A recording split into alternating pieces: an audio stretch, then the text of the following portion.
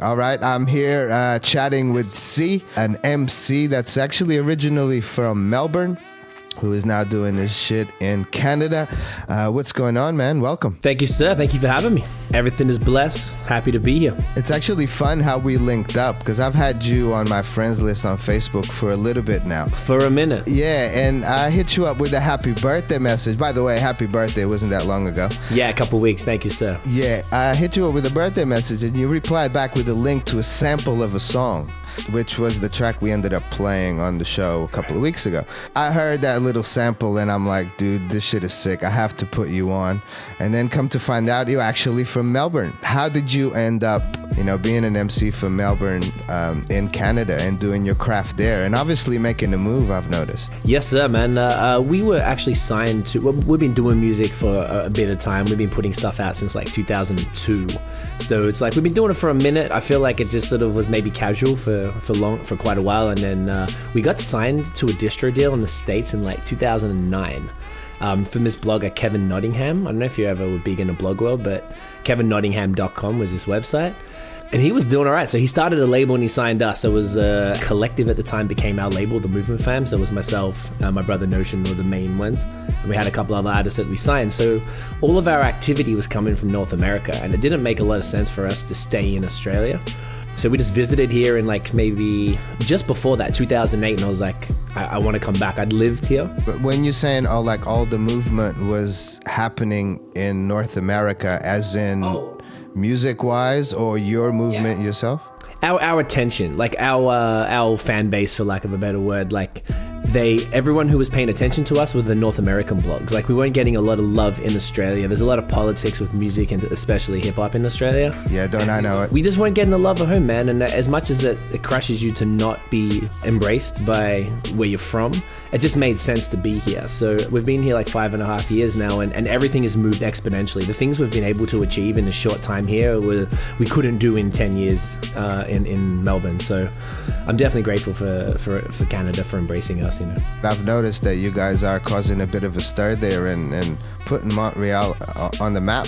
Okay, that's dope. Yeah, Montreal and Toronto. So I lived in Toronto first. So where are you based now? In Montreal. I'm in Montreal right now.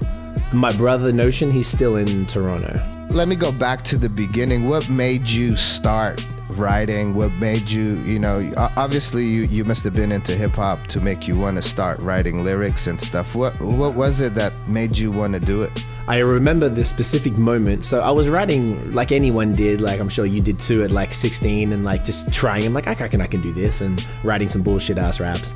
But April 8th, 2000, I was at the Naughty by Nature concert at Festival Hall in Melbourne, and my boy Digger I went to high school with, there's this crew called Battletown. They came out opening for Naughty by Nature, and there's this dude. I'm like, oh my god, it's fucking Digger. Like, how is he opening? Like, I couldn't even fathom that it would be possible to be a rapper and be from Australia. But I saw this dude that I grew up with. I went to primary school and high school with him. I'm like, oh, I can do this. This is a rap now. This is fucking on. So like the next day I found Battletown online. I emailed the main dude, and then he started producing for us. So that was 2000, April 8th, 2000.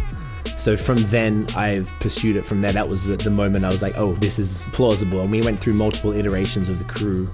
So, and then we just kept building a crew around that. So it was just cool to see somebody that I could relate to doing some stuff that I never thought was possible. Yeah, I remember Digger, man. He had a good flow, but he also would have had problems. Well, he did have problems with his accent and the way he spat. That whole accent stuff, I didn't even like to talk about it. Do you know what? This is the first time I talked about it in a long time. It's good to talk about it. There's a lot of artists like you who like to rap with a certain twang, and they're not allowed over here for some reason. You're not allowed to make movement. And look what happened with you and Iggy Azalea, for a lack of a better example. That's the problem. There is no good examples, and that's what we're up against with the Aussies.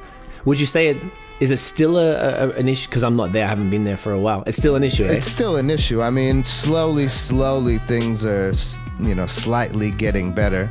Right. But the community as a whole, the hip-hop community as a whole, it's very divided. It's either you're into Aussie stuff or you're into American stuff, and that's it. Yeah, still that's pretty much the same. Right. Yeah. That's kind of sad. I mean, listening to you talk, your rapping voice isn't that dissimilar from the way you speak, and neither is mine. My Australian accent was never strong. I used to get asked. I remember one time I went to vote, and the chick was like, "Oh, what part of the States are you from?" I'm like, "I'm fucking from Melbourne, man." Like, I never had a strong accent, and I don't have any Australian friends in Montreal. Like, this is a French city, so my girlfriend's Canadian. All the people I know are Canadian. My brother's the only Aussie I know here, and he's in Toronto. So my accent is naturally dampened because no one can understand what the fuck I was saying. Yeah. I can hear both twangs in your accent, You can the hear that? American and the Aussie, yeah. Word. And I feel like my music isn't really that dissimilar from that. Like, it was never that much of a stretch for me personally, and it's become less and less, and I feel like I've almost put more Aussie-ness, maybe because it's kind of somewhat of a novelty over here, because people like, we play on that when we open up the shows. We're like, we do the Aussie chant, and we say cunt a lot because people think it's hilarious. See, tell us what inspires you at the moment to make music, to write lyrics. Overall, historically, I guess, it's been, my brother and I often touch on like our struggle. We just speak on our journey because we're having a pretty interesting journey at least the last 5-6 years, and we speak on that a lot about, you know, trying to succeed against all odds. I guess it was the accent stuff that really inspired us as well to be like, you know what, fuck y'all, we're gonna do this. Lately, I've been dealing with mad immigration issues. It's really much more difficult than you would think moving from Australia to Canada. It's as difficult, if not more, the other way around too. But that's been really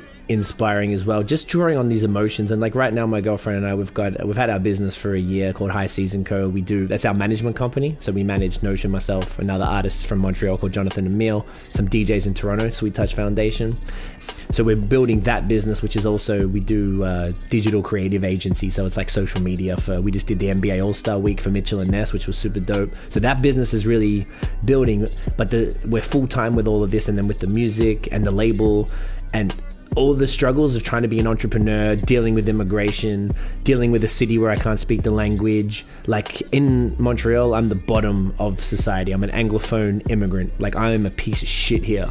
So going from Australia, where I could do anything and, you know, earn 6 figures pretty easily, to come here and be the bottom strata of society is an interesting experience. So I've kind of drawn a lot off that. And my new album, which I'm working on now, called Relentless, is produced by Maya Clarity, a dude from Montreal who lives in Toronto. So we're really taking it in that kind of like darker direction and really drawing on that stuff, those types of emotions. The track "Yeah" that you spent a couple weeks back was sort of like almost the beginning of that type of sound, like sort of darker, like more like angrier, for lack of a better word. So yeah, man, like, yeah, social justice as well. That was all a political track. There's a lot of bullshit going on in the world, and that's really been inspiring as well. Sick. So where can our listeners go and check out your music and look at some videos and stuff? The best place is ceetmf.com.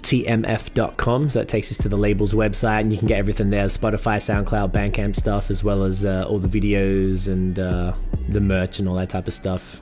So hit that up. Hit me on social media: Facebook, Twitter, Instagram. It's all CEEFOR. It's good. Check me out. Say what's good. And yo, salute to Australia. I'm really glad that we connected, bro, because Australia really supported my album. This Is All I Know is what that was called. We dropped that in 2014, and I hit number 6 in Canada on iTunes and number 8 in Australia, and I did not expect to chart in Australia. So that was another gratifying thing after all the years of bullshit that people really did actually support. So it was just a handful of MCs who actually hate.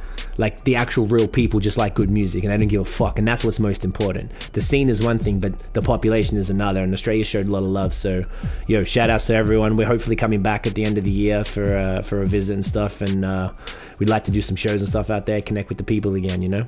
So shout outs to y'all. Yeah, man, look, the GP radio show, we'll be playing your music, man. You just send it to us and I'll put it on for sure. What have you got next? What's next for the Movement fam and for you and for your music? Yeah, man, we got a lot of stuff coming. So I mean, I got a handful of like singles that I'm dropping over the next few months. We're shooting a video for that on Saturday for the next single. So we've got videos, a lot of videos coming up. I've got a group album that I did with an MC out of Oakland, California, Live in Poetry. We finished that entire album. We're just waiting for that to wrap up. I got my Relentless album coming. My brother Notion, who's a super dope MC, producer and engineer, he has his debut album, Heart on My Sleeve Music, that's dropping in the coming months as well, which is wrapped up.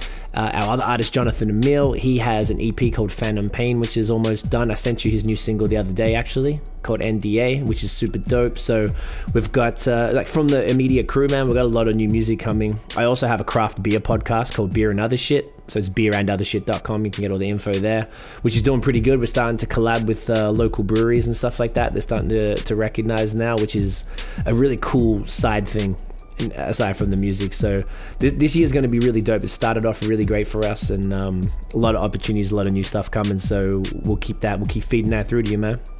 Well, sick, man. Well, keep sending us that music. We will be playing it. Yeah. We're going to play one of your tracks right now.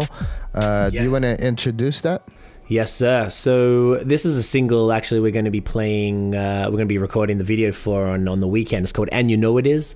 It was produced by this dude, Televangelista, who's like a German cat that I met here in Montreal. His dad was in some famous like German electro band from the 80s. A little bit strange, but it's still super dope. So And You Know It Is. Check it out.